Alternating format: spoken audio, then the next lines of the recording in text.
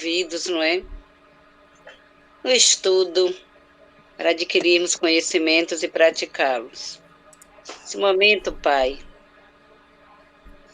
percorre todos os hospitais onde nossos irmãos se encontram lá, em uma fila aguardando uma oportunidade de serem internados. Derramai suas bênçãos sobre todos eles, acolhendo com o seu amor, com o seu abraço, incansável e incessante. Abençoe os nossos lares, nos dê sempre a sabedoria para lidar com cada um que está em nosso convívio.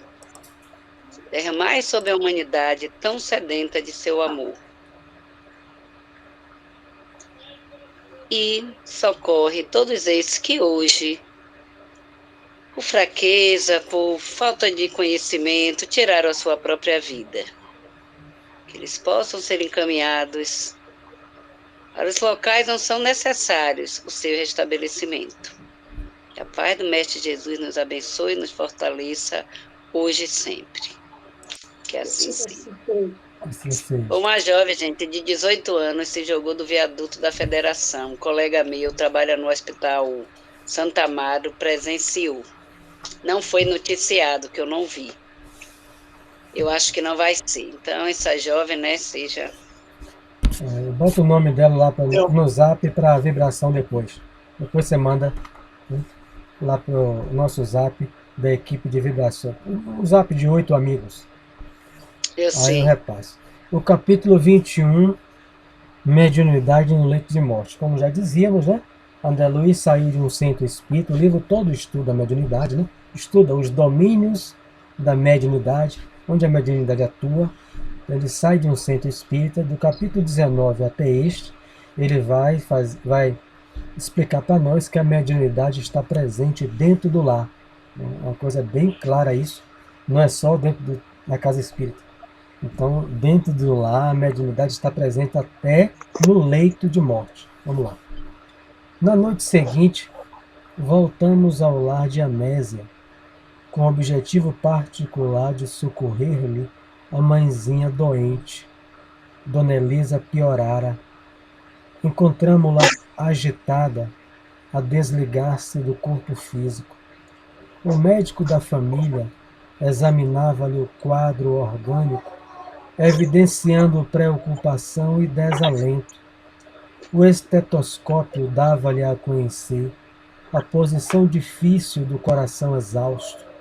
Além disso, o elevado teor de ureia favorecia a intoxicação alarmante. Previa o fim próximo da resistência física.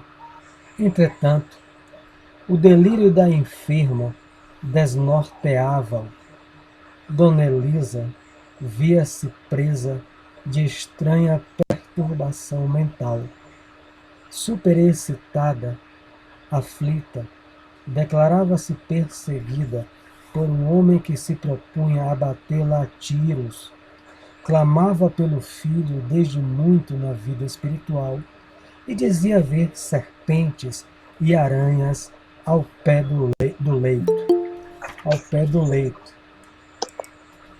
A despeito do suor pastoso de quem se aproxima da morte e da extrema palidez que lhe desfigurava a máscara fisionômica, fazia supremo esforço para continuar falando em voz alta. O facultativo, o médico, convidou a dona da casa a entendimento reservado e comunicou-lhe as péssimas impressões de que se via possuído. A enferma deveria prosseguir com medicação de emergência em face da crise. Contudo, a noite ser-lhe-ia sacrificial. A uremia avançava célere. O coração era um barco desgovernado e, por isso, o colapso poderia surpreendê-la de momento para outro. Amésia acolheu a palavra do clínico, enxugando as lágrimas que temavam lhe saltar dos olhos. Despediu-se dele e colocou-se em oração, confiando-se à influência de Teomília. que lhe seguia os passos, qual se lhe fora abnegado numen protetor.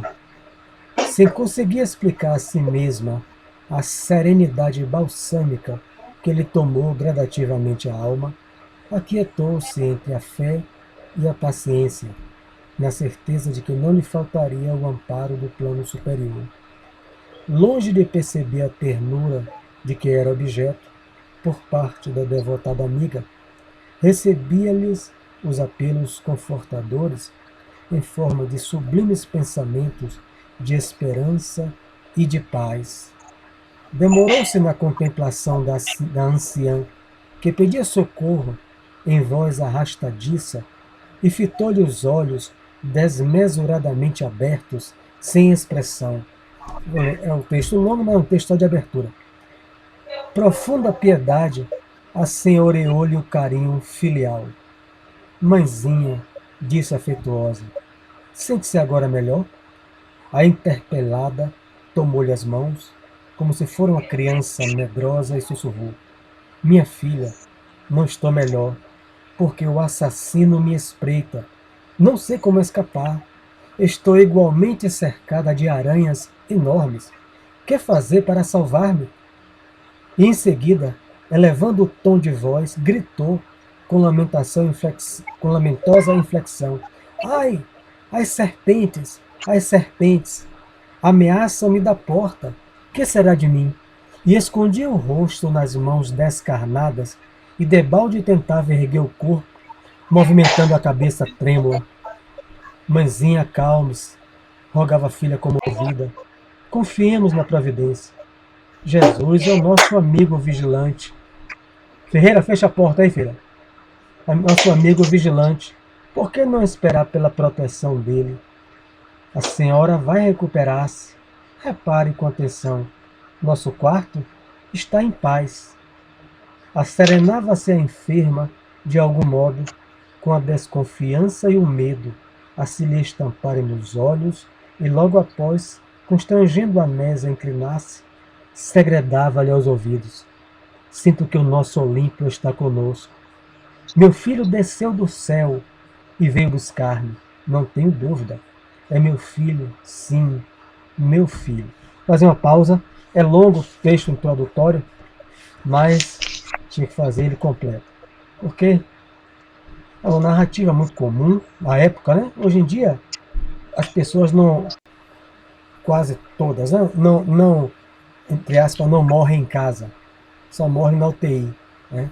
Algo que qualquer médico da tanatologia, criada por doutora Elizabeth Kubler-Ross, a suíça, como a brasileira Ana Quintana, no Hospital das Clínicas de São Paulo, elas são favoráveis ao doente terminal morrer em casa, a não ser que a família não queira ou não possa ficar com ele. Mas quem tem alguém para ficar em casa com ele, segundo a doutora Ana Quintana, segundo a doutora Elizabeth Kubler-Ross e tantos outros, é o ideal. Né? Então, a pessoa, o doente terminal, né, que já não tem mais esperança, como esse caso aqui, vai para casa e morre. Então, é algo que eu queria fazer com minha mãe, mas infelizmente foi muita gente contrária. Mas quando eu vi que minha mãe estava naquele estágio muito grave, Ferreira acompanhou de perto, e outros, tinha estado de catalepsia, perdia a consciência um dia, 24 horas, né? Aí tinha que realmente ir para o hospital para alimentar ela pelo soro. Mas quando ela saía, faltava lucidez, eu perguntava a ela: mãe, a senhora quer ir para o hospital ainda? Mas ela tinha pavor da morte. Então, e as outras pessoas ao redor também. Então ela: não, eu quero ir. Não, como é que vai deixar? Vai deixar ficar em casa? Ela tem esse estado cataléptico. Mas eu estava baseado em estudos da medicina, né? Em estudos aprovados também pelo André Luiz. Casos gravíssimos, um doente já não tenha mais jeito, é melhor ele morrer sob o carinho da família. Naturalmente, uma família que tenha carinho. Porque se a família não tem carinho, é melhor até que ele desencarne no hospital. E também que a família possa ficar em casa, né? Porque às vezes a família trabalha, não tem. Mas, porque olha aqui essa oportunidade nessa abertura, que eu fui lida longa no capítulo 21. Ela está sob o carinho das orações, que é o maior poder que a mente pode produzir na Terra, é a oração. a oração que todo mundo pode fazer sobre a oração de Anésia, a proteção do seu guia, num ambiente onde ela não vai ver outros mortos. Quem lê o livro Obreiros da Vida Eterna, para o médico aqui, ela está delirando. É uma alucinação, né? Então, o médico aqui pensa, que na abertura ele falou, o delírio da enferma desnorteava a palavra delírio ou alucinação, é uma definição da ciência para esses estados. Eu estou vendo aranhas, eu estou vendo serpente. O homem... Agora imagine ela falando isso numa enfermaria de hospital, né? Sem a presença de um filho, de alguém. Toma remédio, então, porque ela está tendo delírio, está tendo alucinação. No livro Obreiros da Vida Eterna, tem um caso específico. Então, quando o doente, também expressando a mediunidade, né? Porque ele está mais para lá, por isso que ela sai do corpo, ela está a desligar-se do corpo, emancipada. Então ela começa a ver e ouvir o mundo espiritual. No livro Obreiros da Vida Eterna, o encarnado está lá. Vejam os monstros roendo as feridas nos corpos dos outros na enfermaria. Aí o médico toma remédio. Os espíritos sugando. Os espíritos são tão primitivos que as pessoas com a chaga aberta, eles colocam a boca nas chagas para sugar, não pus, mas sugar um fluido vital. Então, aí o que é que os guias fizeram assim? A gente tem que desencarnar ele antes, porque senão ele vai entrar no mundo espiritual apavorado, porque ele está vendo aquilo que os encarnados da medicina não vê no hospital. Ele fala assim, veja, tem um homem enforcando o doente, é o obsessor, enforcando o outro, esperando que ele morra. Mas o médico não está vendo, e o outro está lá sufocando, toma bomba no oxigênio. Mas o outro que está desencarnando e está sob essa mediunidade, no livro de André Luiz Obreiro, ele está vendo que o homem está sufocando, não é porque o problema é a respiração dele, é porque tem um espírito constrangindo ele. Como ele está expandido, ele está vendo o espírito já constrangindo. O estado de pânico, falta ar, o médico vai e coloca o balão de oxigênio. Ele está nos momentos finais. Então, veja como é. Então, a proteção aqui dela. A doente está morrendo em casa. O médico pensa que é um delírio. Que aqui nessa época o médico visitava em casa. Né? Hoje em dia não tem mais com a população. Não tem mais nem como fazer isso. Então, a menina, a Anésia, espírita, ela está plenamente ligada à prece. O que ela pode fazer mais aqui? Aí você fica, se fosse agora mesmo, corre e leva para o hospital. Porque se não correr também, os vizinhos, outros vão dizer que a gente deixou o parente morrer, que a gente é indiferente, é insensível. Aí a gente tem que levar igual um rebanho, tem que andar no rebanho da humanidade. Né? Aí, chama SAMU. É isso. Aí chama o SAMU, chama isso. O que mais ela precisava aqui agora era a prece que a filha está fazendo. Então, é algo complicado. Por isso que a doutora Kluber-Ross não conseguiu avançar nessa área. Né? A doutora Quintana, que também faz isso, mas dentro de um leito, né? Ela ia sempre para Ana Maria Braga, ou a outra, dar entrevista. Ela diz doente terminal, porque ela só trabalha com doente terminal. Eu digo às famílias, leve ele para casa. Ele só tem 1 semana, 2, para ele ter o carinho dos filhos, sair dessa luz forte, do frio do ar-condicionado, das vozes. Mas a família não. Então ela fala, eu dou uma opção, leva ele para casa. Eu aceito. Não, ele ainda tem chance. Ou em casa também muita gente não quer, né? Porque tem medo da morte, de ver a pessoa ver o outro morrer dentro de casa, o medo, o pavor que as pessoas têm daquilo que vai acontecer com todo mundo que está encarnado aqui. Todos que estão aqui, todos nós vamos morrer. É inevitável isso. Então, é muito interessante essa abertura que eu li aqui, para todos nós, né? Que ele está passando para nós, que me veio à mente isso. Então, esse carinho, essa atenção. Quantas vezes eu fiz evangelho com minha mãe? Ficava já inconsciente, aí ficava um dia, aí leva para o médico. Aí, coração fiapo, o médico me dizia. Quando ela voltava a fazer o evangelho, ela com medo. Meu filho, vai acontecer. Eu dizia igual a Anésia. O que a Anésia disse? Ela não falou que a mãe vai morrer. Mãezinha, a senhora vai recuperar-se. Repare com atenção. Nosso quarto está em paz. É mesmo que eu dizia à minha mãe, porque ela estava com medo de morrer. Realmente comigo. A lei de conservação faz isso. Mas agora depois vai ter explicação. Ela está vendo serpente, está vendo aranha e um homem correndo atrás dela para assassinar ela. Isso aqui explica para quem é médium ostensivo, eu, Anne, todos que são ostensivos, como se dá o processo da mediunidade. Por isso que ele coloca mediunidade e leito de morte. Então, essa senhora aqui, Dona Elisa, está em plena comunicação mediúnica. É isso que ele vai dizer aqui. Então, aquilo que acontece sob o controle, que ela não está tendo, é óbvio, sob o controle de Anne, de Mário Sérgio na sala mediúnica, o processo, guardando os graus, um é consciente, outro semiconsciente, outro inconsciente, né? Semiconsciente e inconsciente é o mesmo, só difere por algum detalhe, que um acompanha o pensamento, o outro não acompanha nada, não se lembra de nada. Então, é a mesma coisa. Então, a gente vai ver que homem correndo atrás dela. Quem já leu já sabe, né? Que homem está querendo matá-la? Que serpentes são essas? Que aranha? A fila dela assim, encerrou aqui no cerrito. Nosso quarto está em paz. Não tem. Não estou vendo aranha nenhuma, mas ela não entra em detalhe, né? Para não entrar em contradição com ela. Né? Porque senão o que vai dizer? O nosso quarto não tem aranha nenhuma. Tem! Então a Nésia faz o papel de ferreiro o quê? De doutrinador. Então ela acompanha o pensamento da mãe. Né? Aqui não tem aranha? Não, ela não vai criar uma irritação na mãe. Tem, não tem, tem, não tem. Ela só vai dizer, mamãe, a senhora vai se recuperar, vamos orar, confie em Jesus, é o nosso amigo vigilante. Nosso quarto está em paz. Então, é outro capítulo para doutrinador. Acompanha o pensamento do outro e vai dando a ele insights, né? Acendendo luzes, faíscas. Confie em Jesus, né? Mas não entra em contradição com ele, senão vai causar irritação na velha. Tem. Então vamos lá, porque depois ele vai explicar que aranhas são essas, que serpentes são essas, que homens são esses. Isso explica para todos nós o que é, como se processa na cabeça do médium o fenômeno mediúnico. Sinto que o nosso, já falei, o filho dela está conosco, né? A carinhosa enfermeira acreditou no que ouvia, compreendendo, porém, que a presença do irmão não seria de desejar e convidou a genitora ao serviço da prece.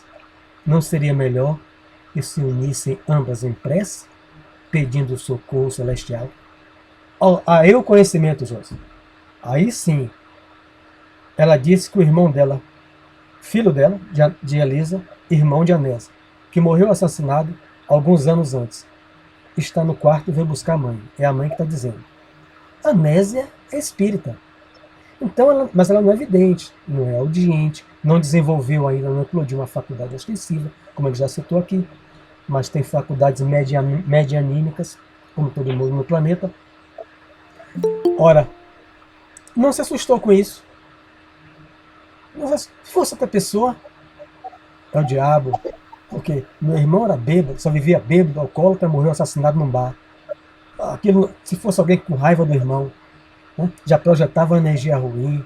Tira essa coisa da cabeça. Meu irmão morreu assassinado num bar, só vivia dando problema à senhora, alcoolizado direto. Será que isso era momento de dizer isso para a mãe? Então o que é que ela conclamou? Vamos orar. Isso é a sabedoria de Anésia. A sabedoria que é um padrão que ele apresenta aqui, né? Ela está sofrendo, vendo a mãe, sofrendo pelo marido traído, sofrendo pela mãe, sofreu antes pelo irmão assassinado. E mesmo assim, ela tem a certeza que o irmão está ali. Acreditou no que eu via, embora ela não visse, não tivesse nem sentindo. O que ela chamou? Vamos orar. Vamos ambas orar, minha mãe. Vamos orar. Né? E enquanto a Anésia se fazia intérprete da assistência de Teonília, né, ela fez a prece. A gente já sabe que toda a prece encontra sintonia com alguém. E ela encontrou sintonia com o benfeitor espiritual, Teonília. Então, a prece que ela fazia, que não está aqui, ela apenas estava interpretando o pensamento de Teonília. Qual o papel do médium? Kardec, no livro dos médiuns, capítulo 14. O médium é o intérprete. Então, Anésio é médium. É o intérprete dos espíritos. Tanto quanto Anne, tanto quanto Teresa ou qualquer um. Então, a esforçar-se por envolver a velhinha em fluidos calmantes, convidou-nos a reparar a comunhão entre o filho desencarnado e a pobre mãe a desencarnar. Então, enquanto Anésia orava, ela irradiava fluidos calmantes, porque ela está ali sendo uma médium passista. Embora ela não deva estar aqui aplicando o passe, como ele dizia. Ela está só orando. Teonília ligada, intuindo ela e extraindo os fluidos dela do mundo espiritual superior para acalmar a mãe. E aí André Luiz observou para reparar o que a gente chama de mediunidade, comunhão psíquica, ou sintonia, se quiser, conjugação de ondas mentais, pensamento a pensamento, entre o filho desencarnado e a pobre mãe a desencarnar. Olímpio, o rapaz assassinado noutro tempo, jungia-se a ela a maneira de planta parasitária, asfixiando um arbusto raquítico, que a mãe está doente.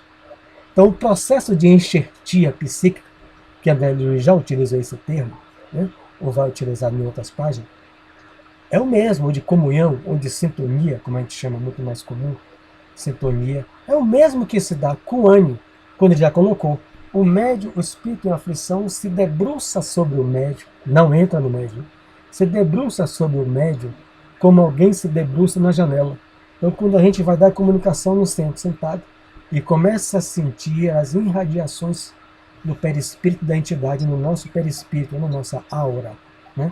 É o envolvimento magnético que a gente começa, e cada um somatiza conforme o seu grau de mediunidade. O espírito sofredor, a aflição, o mal-estar. Aí começa a estabelecer a comunhão, a sintonia. Aí, se eu fosse dar comunicação ao Anne desse espírito no centro, na mente de Anne, ela ia ver aranhas e serpentes, e um homem assassinando o outro. É o que ela está vendo. O processo é igual. É igual. Ela está sentindo todas as sensações de pavor, o delírio tremens, que é a alucinação mesmo, provocada pelo excesso de álcool, a gente vai ver aqui, do filho dela, aquilo ali, tudo aquilo projetado na mente dela, ela está falando, ela é médium. Como todo mundo. Por isso que é mediunidade no leito de morte. Se ela estivesse na sala mediúnica, era a mesma coisa. Ela estaria dando comunicação de Olímpio.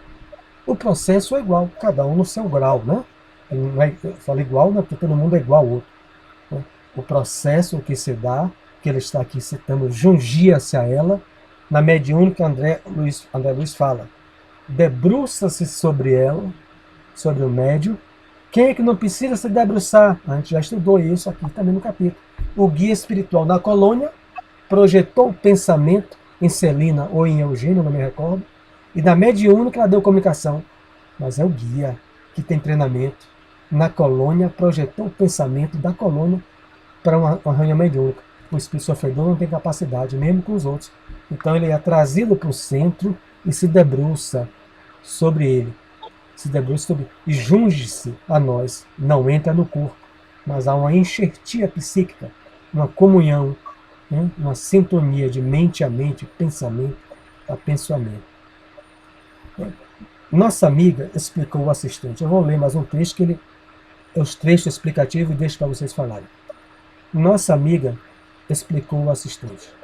Em sua doce afetividade, supõe no filho um gênio guardião, quando a realidade é que o infeliz se deixou dominar, mesmo depois de perder o veículo carnal pelo vício da embriaguez.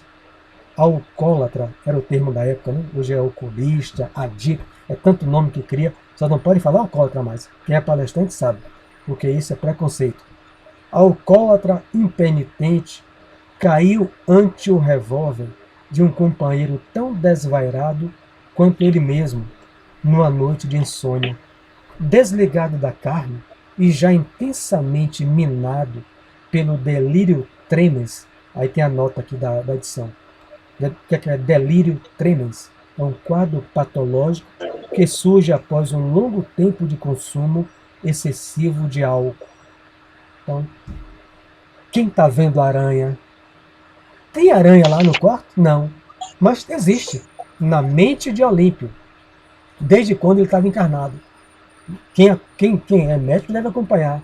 Alcoólatras, ou alcoolistas, ou adictos, como chamam agora, inveterados. Tô vendo um bicho, tô vendo isso, sai, sai. Já vi gente na rua se sacudindo o braço, Ferreira também já. Sai daqui um bicho, encarnado que eu tô falando encarnado. Alcoólatra aqui do sindicato aqui de cima. Sai, sai, tem um bicho aqui, uma aranha. Se for pro médico, psiquiatra, vai medicar ele, vai identificar ele como delírio tremens. É antigo isso. Né? Ele tá vendo realmente, a mente é tudo. Ele tá vendo aranhas, serpentes no corpo dele. Quando ele desencarna, ele continua vendo isso. E Olímpio com um agravante, porque ele continuou no vício da embriaguez, vampirizando encarnados. Mesmo desligado do corpo, ele continuou no vício da embriaguez. Agora como? Vampirizando encarnados afins. Então ele não teve forças para mentalizar a recuperação, que ele é imprescindível, né?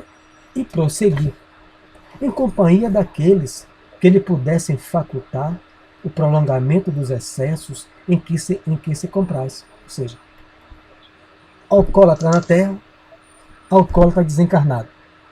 Se ele tivesse forças para mentalizar sua recuperação, né, eu quero sair dessa aí.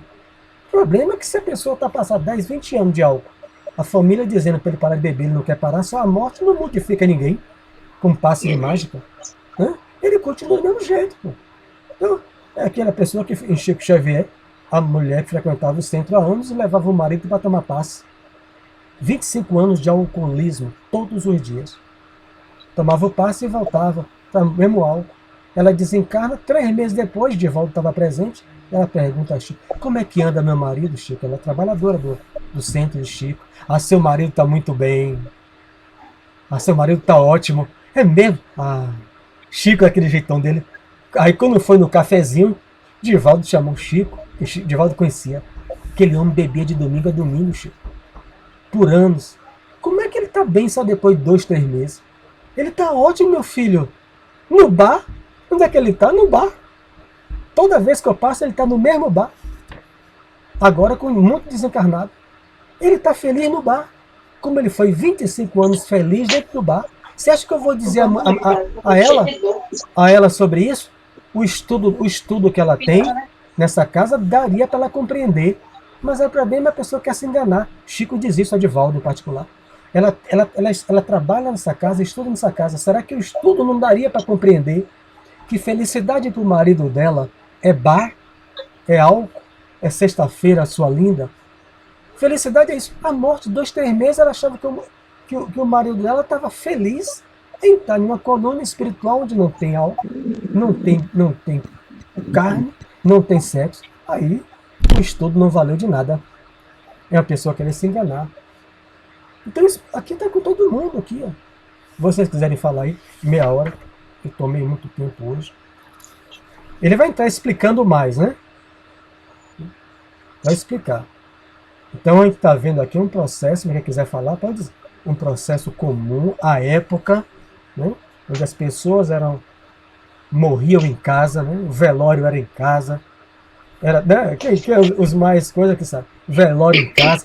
Tudo isso poderia ser um grande benefício se a família, naturalmente, amasse o desencarnado. Porque se a família também não ama, os pensamentos que vão ser projetados para ele, coitado, é melhor que ele fique até longe. Mas aqui no caso foi um bom exemplo, né? Evocado. Ele foi evocado. Então ele dá uma reticência. Pudessem facultar o prolongamento dos excessos que se compraz, em companhia daqueles. Né? Então ele está desencarnado, sabe-se Deus por quantos anos, vampirizando outras pessoas. Ele foi evocado. Por quem? Por Elisa. A evocação mental. Ela não precisou ir a um médium, a um centro espírita, fazer uma evocação. Então ele está dizendo que quando a gente ama alguém que morreu, desencarnou, já que Aliás, Filomeno de Miranda coloca isso: morte e desencarnação. Morrer todo mundo vai, desencarnar poucos. No livro Temas da Vida e da Morte, há um capítulo Morte e Desencarnação. Morrer todo mundo vai, mas será que eu vou desencarnar? Ou vou continuar encarnado não nos ossos, mas encarnado nos problemas? Ô, Mário, mas aí, como foi dito, né, durante a abertura e tal, essa ida para casa desse para vir desencarnar, esse acolhimento também ajuda, não é, esse preparo para ela aquele Isso, encarnado partir, isso. porque ele já está vendo pessoas, né, ao seu redor, entes queridos, né, que vêm, né, tá no momento já da partida, aqueles entes queridos, avós, tal, ficam ali também arrodeando eles, não é? E aí eles sentem a presença desses desencarnados. Muitos que têm condições de falar ainda disso. Estou vendo minha mãe, eu estou vendo meu tio, entendeu? E o próprio encarnado, que já está, né, já com seu cordão já um pouco afastado do corpo físico, ele sente e ele diz, Isso. tem muito que diz, está chegando o meu momento, eu estou sentindo, No não é? hospital também. Os parentes que amam estão lá. Não é só. Eu estou falando aqui, citando a questão de que a amnésia. Não, no hospital também, em casa e no hospital. Eles sentem essa Isso. presença e se estão ali, como disse, aconteceu, né, no atendimento, onde a menina desencarnou. E foi dito a ela, olha, não se preocupe não que você vai ficar bem. Só que era bem no plano espiritual, eu não entendi. Isso. Então, o que é que dizer? Cada caso é um caso. Porque a amnésia tem entendimento, né? Não vai dizer que ela está vendo demônio, que o irmão dela já morreu. Se fosse outro lugar, morrendo em casa, está vendo o diabo.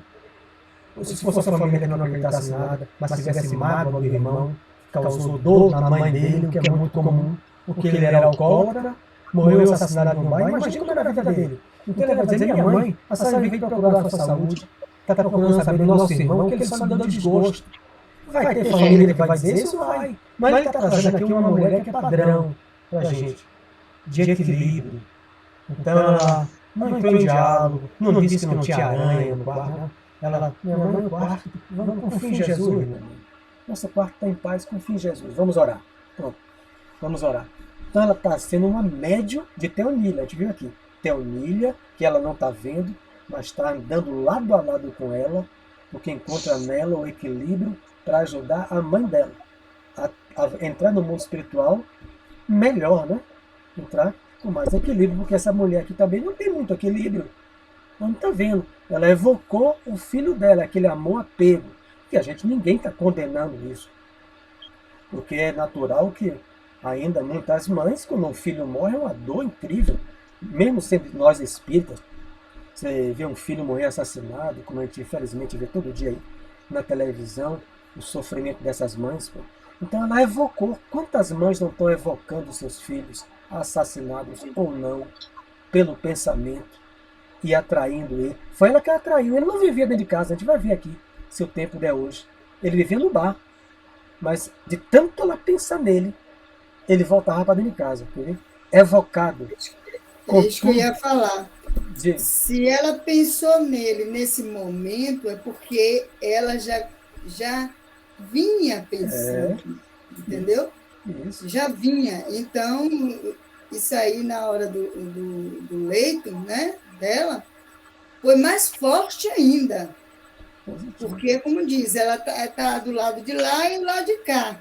Né? Tá dos dois planos, né? Nos dois planos. Então, aí nessa questão, o pensamento dela ficou mais forte que atraiu ele. Isso aí. Foi aquela chamada, né? De perto dele. E como se falou, essa menina orou, a filha fez a oração, porque ela realmente estava também preparada. Isso. Na ida da mãe, como nós aqui, né, estamos nos preparando espiritualmente, estudando, tendo o conhecimento, né? tem aquela nossa fraqueza, porque afinal nós estamos aqui humanos, né? Humano. Ainda não estamos assim, dizer assim, eu estou pronta para receber o que vier. O desencarne que vier, porque, como diz, né? Você é espírita, não sei o quê, mas nós temos sofrimento, nós sofremos também. Com certeza. Né? Tem aquela ligação. Uma filha por uma mãe. Então ela está sofrendo. Vê, né? Imagine se fosse também o filho. Você tem um filho de 3, 4 anos morrer. Eu sou espírito, não, você sofre. Você tem que ter um período de luto, de viver aquilo ali. Não é luto de preto, não, mas a psicologia chama isso. É um período de você. Mas não é espírita, e o espírito não é ser humano, não? Não é isso? Exatamente. Aí, se fosse outro que estivesse ali com ela, né? Poderia estar até dizendo que ela está delirando. Tá, como você mesmo falou, né? Que acontece até de uma pessoa estar conversando com... Falando isso, até no outro dia eu vi, estava uma moça carregando um carrinho de compra, que esse que pega lixo, essas coisas, né? Que bota, né? E conversando do lado. Aí eu disse, ai meu Deus, eu não quero nem olhar, que eu não queria nem ver que estava com ela. Quando eu vi ela fazendo aquele gesto, eu disse, aí na mesma hora desviei minha vista. Você vê, né? Como são as coisas, mesmo a gente estudando, né? Eu tendo conhecimento que temos, a gente tem um pouquinho aquele negócio da visão do que a gente vai presenciar, que a gente vai ver, natural, né? Se a gente pudesse, não via. Se eu pudesse, eu não via. Então vamos lá. Mas fica assim, como ela está preparada para a partida da mãe, né? Isso. Evocado, né? Ele foi evocado por ela, nós citamos. Contudo, pela insistência materna, veio parar nesse quarto, onde se encontra enleado pelas requisições da irmã Elisa. Então, é aquilo que Anne confirmou. Então, devido a esse momento, que é gravíssimo, que é de desencarne para todos nós, ela mais pensou no filho, não, que ela amava e que nunca se conformava, já pensava nele sempre, mas nesse momento o pensamento dela foi tão forte que o filho saiu do bar, é assim que está dizendo, e entrou no quarto dela. Acontece, no entanto, que se libertando gradualmente do vaso físico, nossa irmã transfere o campo emotivo do círculo da carne para a esfera do espírito, passando compulsoriamente a sofrer o influxo pernicioso da entidade que ela própria trouxe para junto de si, usando a vontade e o pensamento. Claro que ela não conhece esse processo. O livro analisa os bastidores daquilo que a maioria de nós não percebemos. Né? Então eles estão contando os bastidores daquilo que está ocorrendo aqui, invisível a nós. Então, à medida que ela se colocou isso, já quase semi-desligado do corpo físico, quase vivendo já a vida na esfera do espírito, ela passa compulsoriamente a sofrer todo o influxo, né? As irradiações psíquicas e magnéticas dele. Enfim, como é que se dá esse processo? Conforme o grau de mediunidade de cada um, na sala mediúnica. Aí você vai ver médiuns que têm um grau mais profundo de suas faculdades, as lágrimas caírem, enfim, tremer, cada um tem o seu jeito. Não existe um médium melhor, né? O que existe é ser humano, que tem a moral melhor do que o outro, porque é uma vivência fora do centro. Mas faculdade mediúnica é neutra, todo mundo tem, agora difere os graus. A maioria está em estado latente ou de germe, e outros já tem um grau como o de Anne, médio consciente, como eu, o médio semi-mecânico, o outro, o médio mecânico. Então, a gente somatiza, né, as emoções, o pensamento do comunicante, cada um do seu jeito. Ela está somatizando aqui na íntegra, no que ele vai dizer, uma verdadeira incorporação mediúnica. Ele usa um termo, né?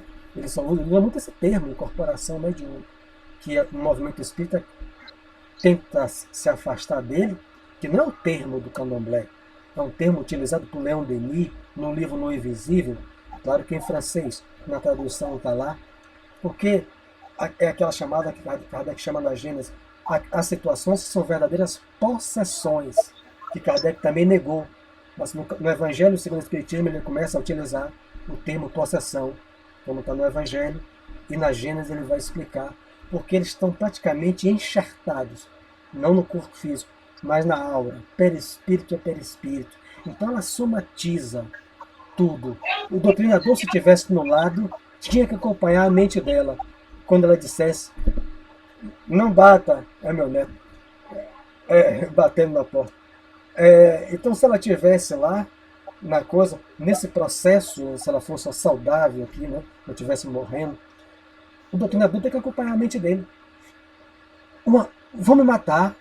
Veja um homem querendo me assassinar. Veja, ali no canto está cheio de serpente e aranha. O que é que o doutrinador vai? Meu irmão, escutar primeiro, que é a primeira ferramenta do doutrinador. Depois dizer, levar ele, vamos confiar em Jesus, que está num ambiente saudável, cada um tem o seu momento, né? A intuição.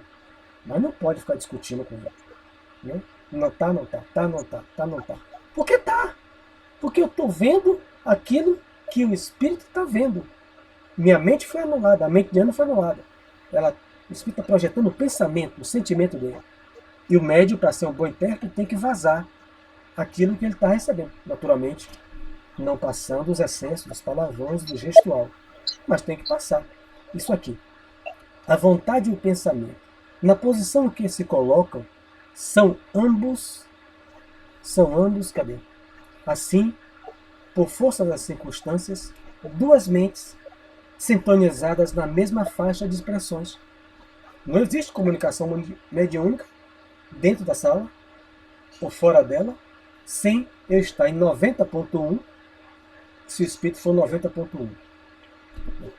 Porque se minha faixa de frequência, entre aspas, for 107.5, Educativo FM, e o espírito for 90.1, Globo FM, os guias vão regular, vão dizer. Eu vou ter que me aproximar e eles vão trabalhar a mente dele, a frequência que ele irradia, o padrão vibratório dele, para entrar na minha faixa. Uma faixa que se aproxima. Aí ele vai para 94 e eu saio de 107 e vou para 94. Essa não é a minha faixa de frequência. Digamos, 94 é a faixa do ódio. Mas eu não sou uma pessoa que guarda o ódio. Eu sou 107. Mas ele é 94. Eu preciso ir à faixa dele. Para que entrar para que a gente fiquemos sintonizados. Sintonizar o Dion do rádio. 90.1 eu vou ouvir a Globo FM. Mas eu preciso agora ir para 93. 93.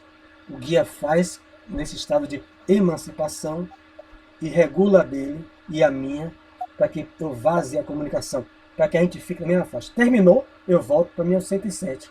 Eu não guardo ódio. E espero que ele tenha saído numa faixa melhor após desabafar, o doutrinador orientar. Ele não voltar mais para aquela faixa 93, o que não é nada fácil para ninguém. Né? Mudar da faixa mental, porque a faixa mental é um resultado dos nossos hábitos mentais, de anos ou de séculos. Uma doutrinação só, dificilmente o espírito muda totalmente.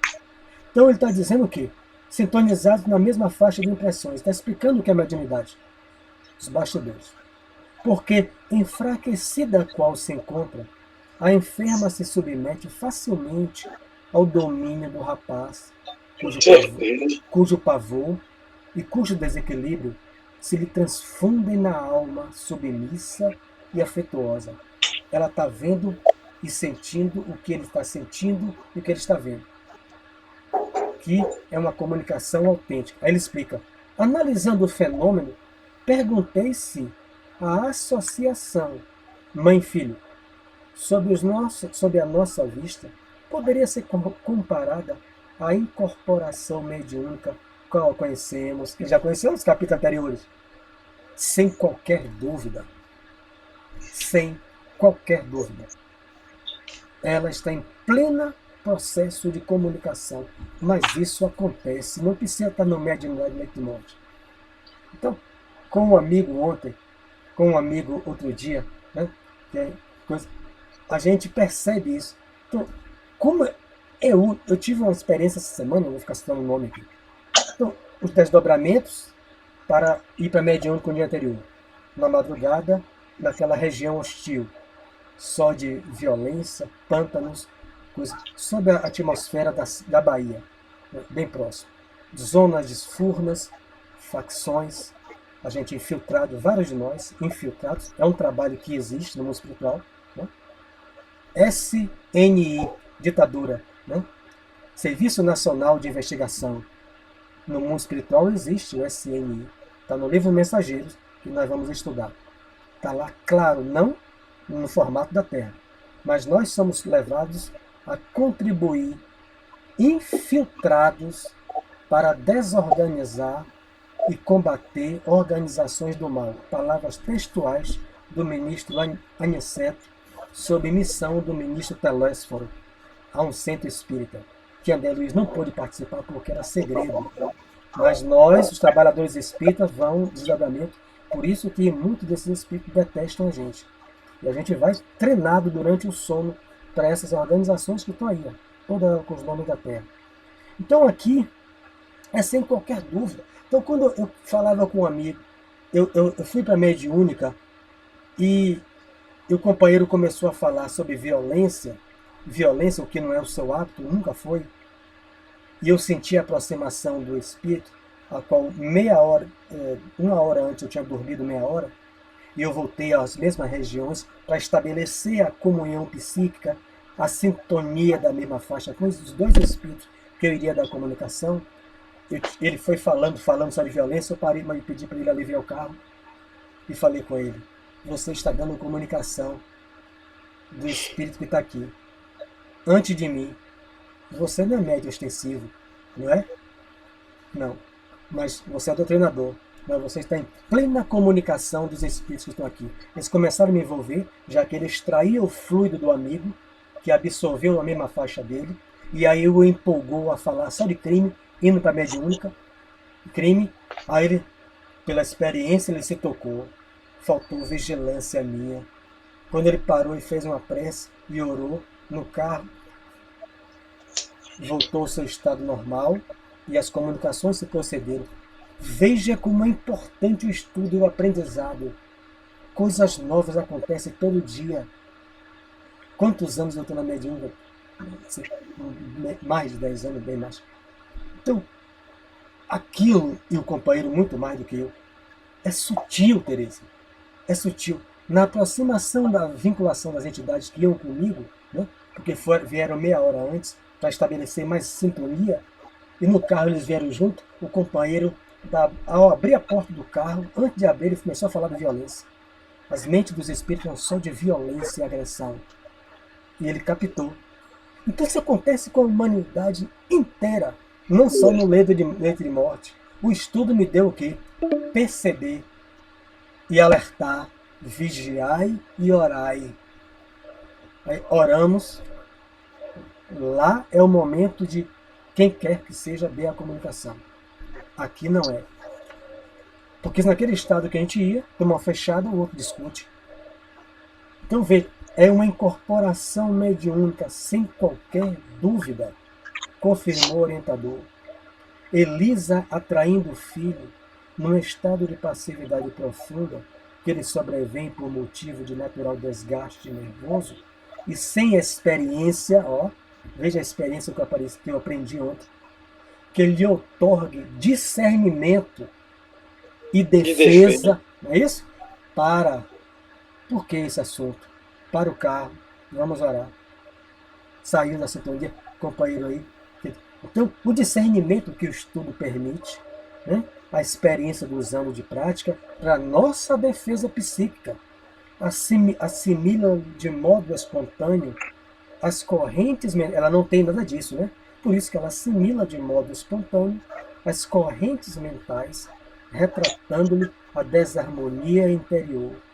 Estando a desencarnar-se devagarinho, reflete-lhe as reminiscências do passado e as terríveis visões íntimas que lhe são agora familiares, uma vez que, à distância das libações como costumeiro, uso do álcool, o infortunado amigo padece as alucinações comuns a vítimas do alcoolismo crônico. Então, o nosso tempo aqui encerrou, a gente pode depois voltar, porque isso aqui é fantástico, esse capítulo.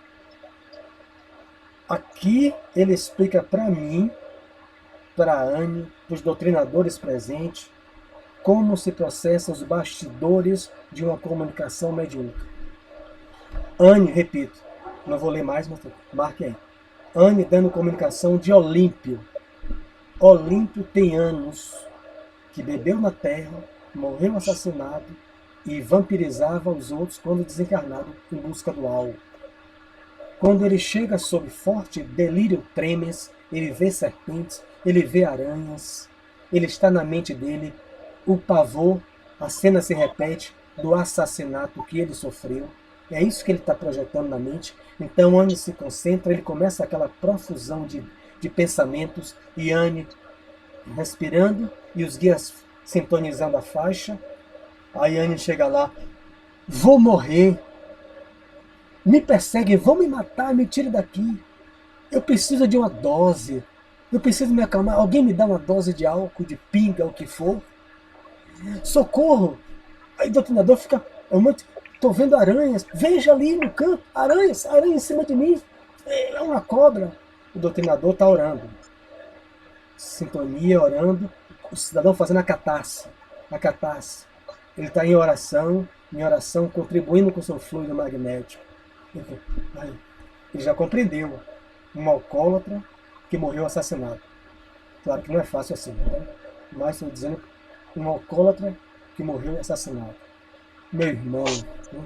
Aí cada um coisa. Então, você tem que deixar ele falar, né? Deixar.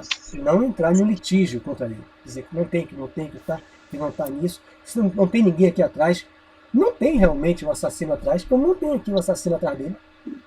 O assassino não está aqui. Alguém vê o obsessor? Não vai ver. É a mente dele. A mediúnica acontece muito esses mente casos. Dele. Por isso que é um laboratório, é uma ciência. A mediúnica é um laboratório, Kardec é um laboratório do mundo invisível.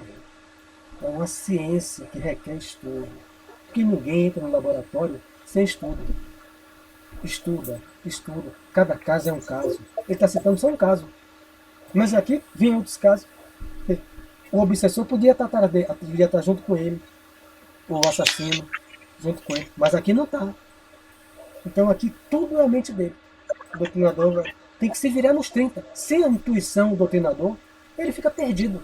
Por isso que ele tem que se acalmar, orar, para entrar em sintonia com o guia dele, tentar compreender o problema do outro em 10 minutos. É a média da doutrinação. Não é fácil. Compreender o que é que o outro está passando. Vendo cobra, vendo serpente, alguém querendo matar ele aflito, pedindo cachaça. Mas como é que se ajuda a isso? Orar primeiro e se acalmar. Deixa o outro falar. Deixa o outro. Respira fundo. Ele está sendo melhorado. Fluido do médico, fluido do doutrinador, fluido do ambiente. Deixa. Né? O médium tem que ter o controle, fazer a parte dele. Se o médium não tem, deverá ser admoestado com carinho e fraternidade pelo dirigente do grupo. O dirigente não deixa para debaixo do pano. Com carinho e com fraternidade. Porque é um grupo. Então você desequilibra, chutando tudo. O doutrinador está orando. Às vezes aplica um passe no médium. O médium tem que depois ser chamado. Ô Sérgio, o que é isso? Você recebeu um espírito, bateu a mão em meu rosto, jogou a cadeira para fora. Não tem como deixar isso. Melindre-se ou não.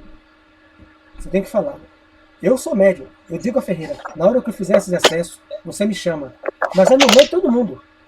Porque eu preciso aprender. Agora eu vou me melindrar, aí o problema é meu se eu me melindrar. O problema não é com se educar, né? O problema será meu se eu me melindrar. O médium tem que se educar. O nosso tempo não vai permitir, mas eu vou voltar a esse trecho, porque é um trecho de vera importância, para adentrar depois, para que todos nós possamos compreender, porque ele está explicando aquilo que acontece comigo quando o médium é ostensivo. Aquilo que Ferreira, que Barreto, que Teresa, se não for ostensivo, poderão compreender. Claro que aqui é um exemplo, um só. Ninguém vai pegar isso para todas as comunicações. Né? Eu vou fazer a prece, porque é um capítulo importantíssimo. Fantástico. E aí vocês já voltam falando. Quem tem um livro é ótimo, quem pode ler em casa e para contribuir com o seu conhecimento para todos nós. Experiência. Vamos para a nossa prece. Agradecer a presença dos bons espíritos entre todos nós. Agradecer a André Luiz, esse espírito que deixou parte do seu lazer, do seu repouso, que é lei divina, para trazer para nós 13 obras, sem citarmos as outras, que revelam os bastidores do mundo espiritual. Agradecer a Francisco Cândido Xavier, 75 anos de sua vida dedicada a nós, à humanidade, quando ele ficava até 2 da manhã psicografando essas obras para não receber delas 1 centavo. Entretanto, ele recebe os 2. A nossa gratidão. São obras que elevam a codificação espírita ao nosso entendimento, com respeito a todas as outras obras espíritas ou não. Que importância para o trabalhador da mediúnica estudar a codificação e se elevar no entendimento com as obras de André Luiz. Então hoje a nossa prece é uma prece de gratidão a André Luiz e a Chico Xavier. Quantos de nós teríamos essa coragem, essa renúncia, de renunciar à própria vida por uma obra que auxiliará a nós e a todos que gravitarem em torno delas, encarnados e desencarnados. Onde quer que vocês se estiverem, querido Chico, querido André, receba de todos nós o nosso mais imenso preito de gratidão, pedindo a Deus que vos dê paz e luz cada vez mais. Que assim seja. Que assim seja.